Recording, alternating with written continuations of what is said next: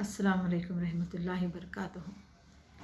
आज मैं second BCom बार BBM की चौथे सेमेस्टर में रखी गई हुई हाल ही की एक छोटी सी गज़ल की तशरीह करने के लिए जा रही हूँ।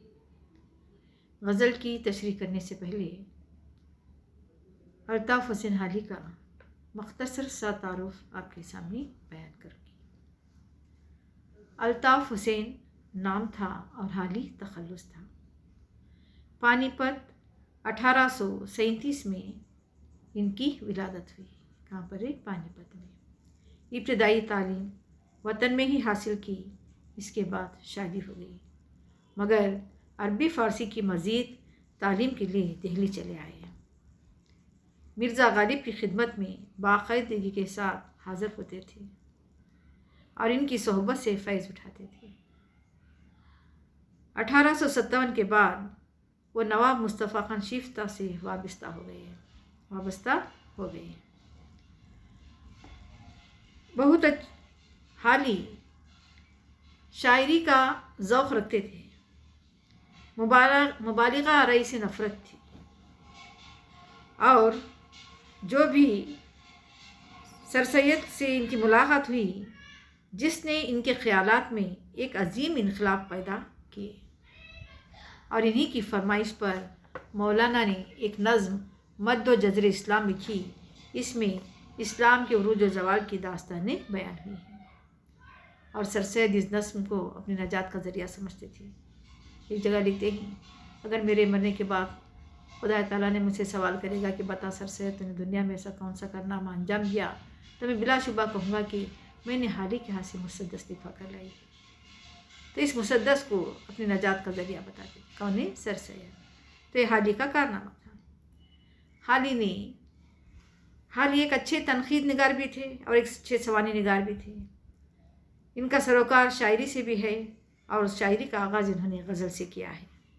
बहुत दिलकश गज़लें लिखी और उसके बाद उनकी एक जो किताब थी मुक़द्दमे शेर व शायरी, जो उर्दू तनकीद का बाज़ाबिता तौर पर क्या है, उर्दू तनकीद का जदीद बाइबल कहा जाता है। तो उर्दू में सबसे पहले तनकीद का आगाज़ हाली ने ही किया था और उनकी सवानी निगारियाँ भी काफ़ी मशहूर हैं, जिसमें हयात सादी है, हयात जावेद है, यादगार ग़रीब वगैरह है। और इसके साथ साथ उन्होंने बहुत सारी मसनवियात भी लिखी, जैसे कि बरखा और निशात उम्मीद, मनाज़िर रहम इंसाफ, हुब्बे वतन। इनकी तवील मसनवियाँ हैं और उसके साथ साथ मुनाजात बेवा। तो ये काबिल ज़िक्र मसनवियाँ हैं। लेकिन मुख्तसर तौर पर तो हाली की जो छोटी सी गज़ल आपके जो सिलेबस में लिखी गई है, तो इस देखिए कि इस गज़ल में किस तरह से हाली ने अपने ख़यालात का इजहार किया है। तो देखिए, इसके जाते ही ये क्या हो गई घर की सूरत, न वो दीवार की सूरत है न दर की सूरत। शायर इस शेर में अपने यार से मुखातिब है। मेरे यार के चले जाने से मेरे घर का हाल ही बदल गया, मेरे घर की सूरत ही बदल गई। ना कोई दीवारों पर रौनक बाकी रही और ना मेरे दर पर कोई रौनक रही। मेरे महबूब के, मेरे यार के जाते ही मेरे घर की सूरत ही बदल गई। तो दूसरे शेर में कहते हैं, किससे पैमाने वफा बांध रही है बुलबुल, कल ना पहचान सकेगी गुलतर की सूरत। तो यहाँ पर शायर कह रहा है, ये बुलबुल किससे पैमाने वफा बांध रही है। अगर कल चमन में गुल खिलेगा तो कोई गुलची आकर क्या है उसे तोड़ कर ले गया, तो बुलबुल क्या है सिर्फ वहाँ भर कर बैठ कर आहें भरती है, क्योंकि जब गुल चला जाता है तो गुल क्या है उसकी सूरत भी पहचान नहीं सकी। किससे पैमाने वफा बांध रही है, किससे तू वफा का पैमान बांध रही है। गुल की एक मुख्तसर सी ज़िंदगी है, कोई गुलची आकर उसकी मोहब्बत में बुलबुल अपना राग अलापने के लिए चमन में आती है, लेकिन जब अपना गुल ही नहीं रहा तो किससे पैमाने वफा बांधी, क्योंकि उसकी मोहब्बत को किसी गुलची ने उड़ा कर चला गया। तीसरे शेर में कहते हैं, है गमे रोज़ जुदाई ना निशाते शब वस्त, हो गई और ही कुछ शामों शहर की सूरत। शेर में कहते हैं शायर,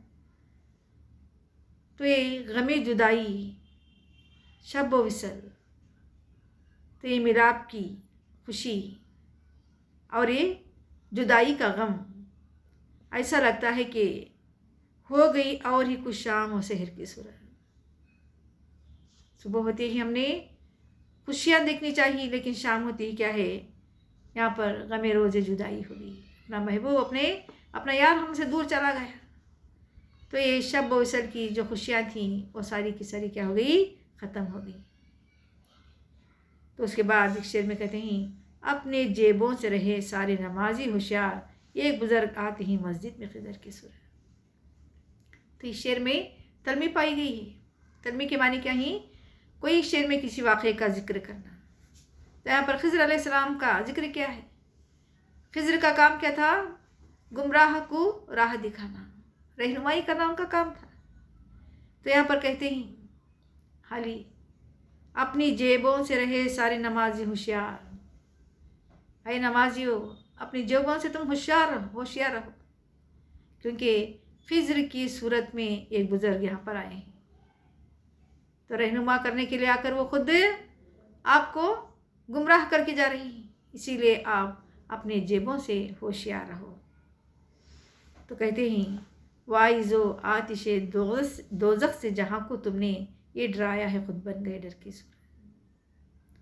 جو نصیحت کرنے والے جو واعظ لوگ ہوتے ہیں ہمیشہ اپنے واعظ و نصیحت میں لوگوں کو کیا ہے، دوزخ کی آگ کا احساس دلاتے رہتے ہیں۔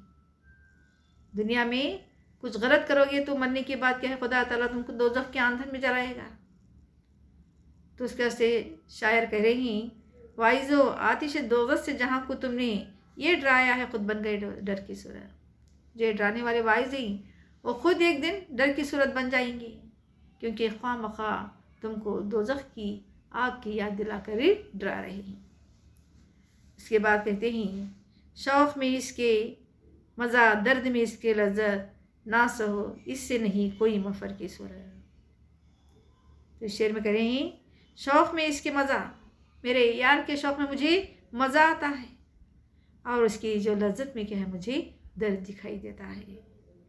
اے نصیحت کرنے والوں تم کو کوئی مفر کی صورت نہیں ہے، کیونکہ مجھے شوق میں مزہ ملتا ہے اور درد میں ایک لذت ملتی ہے۔ آخری شعر میں کہتے ہیں ان کو حالی بھی بلاتے ہیں گھر اپنے مہمان، دیکھنا آپ کی اور آپ کے گھر کی صورت۔ تو حالی بھی اپنے آپ سے کر رہے ہیں میں بھی اپنے گھر میں مہمان کو بلا رہا ہوں، دیکھنا آپ کی اور آپ کے گھر کی صورت۔ جب مہمان آئے گا تو وہ میری اور اس گھر کی صورت دیکھنے لگے گا کہ میرے گھر کا حال کتنا بے حال ہے۔ تو اس چھوٹی سی غزل کی تشریح یوں ہے۔